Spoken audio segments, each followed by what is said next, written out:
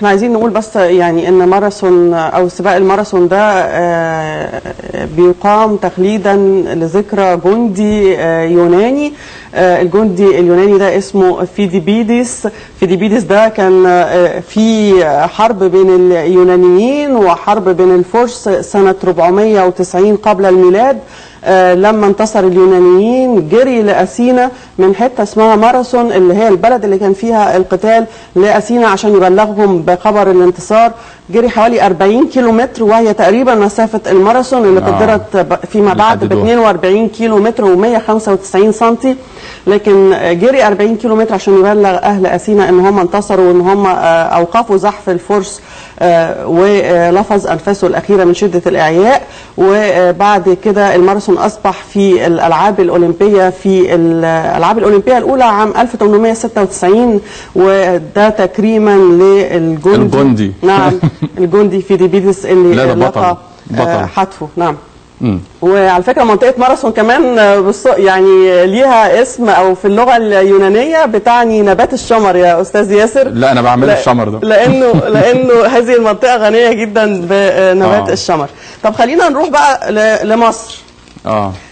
نبدأ بأخبار النادي الأهلي والنادي البنزرتي والموقف في تونس. طبعا هو الموقف في تونس بس في لقاء مصري تونسي في دور ال16 لدوري أبطال أفريقيا بين البنزرتي التونسي والأهلي المصري.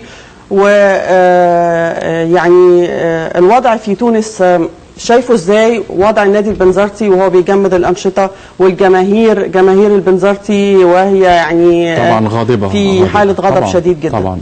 طبعا يمكن انا سمعت حضرتك بس انا عايز استكمالا للموقف. هو فريق البنزرتي هو من الفرق الوسط اساسا يعني هي مش من الفرق المقدمه في الدوري التونسي. الفرق المقدمه زي ما الناس كلها تعرف يعني بفكرهم بس في الترجي والنجم الساحلي والافريقي والصفاقسي. هم دول اقوى 4 فرق ودائما هم اللي بيجوا على منصات التتويج في الدوري التونسي. هو اللي حصل اللي هو مشكله البنزرتي مع الافريقي السبب فيها حاجه مهمه جدا.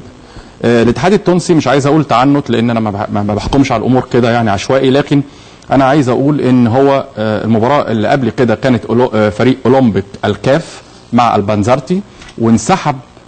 هم بيقولوا بقى الاتهام اللي هم اتهام لاداره البنزرتي التونسي اللي هو اتفق مع فريق اولمبيك الكاف اللي هو ينسحب من المباراه عشان يعتمد النتيجه 2-0. نعم. فده مش فير بلاي خالص. ده مش اللعب النظيف ولا في اي تاكيدات ان البنزرتي عمل كده. انا بقول لحضرتك هو الاتهام الاتحاد بيرد على البنزرتي بيقول له انت عايز تنسحب انسحب لكن انت مش هتطلع تاني المجموعه زي ما حضرتك قلنا اللي فيه مجموعتين بيطلع اول وثاني من كل مجموعه بيعملوا نظام اللي هو الكروس ثاني مع اول واول مع ثاني وبيلعب بعد كده على النهائي. اول 2 بيلعبوا ابطال افريقيا واللي هو الثالث والرابع بيلعب الكونفدراليه الافريقيه. فنتيجه اولمبيك الكاف مع انسحابه مع البنزرتي فاعتمدت النتيجه 2-0 والنتيجه ذهاب وعوده البنزرتي والافريقي 0-0 رايح جاي. فقالوا ان هيطلع من البطوله فريق البنزرتي هيبقى الثالث مش الثاني. فطبعا ده سبب مشكله كبيره جدا لان هم زي ما حضرتك تفضلتي قالوا ما اكدوش اللي ده في اتفاق حصل غير شريف ضد تقاليد او مبادئ الرياضه اللي هو البنزرتي واولمبيك الكاف وبالتالي هم بيحتاجوا وهددوا بالانسحاب النهائي من الدوري التونسي. بس انا اعتقد على ارض الواقع الكلام ده لغايه دلوقتي لم يتم تنفيذه. نعم. وانا بحترم جدا سيد عبد الحفيظ او مدير الكوره في النادي الاهلي اللي هو يسافر بدري وهيعمل عمليه كده استطلاع مبكر يعني لان زي ما انا قلت قبل كده كنت موجود برضه هنا في صفحه الرياضه وحد سالني بيقول لي زيمبابوي هتنسحب قلت له لا مش هتنسحب هتلعب.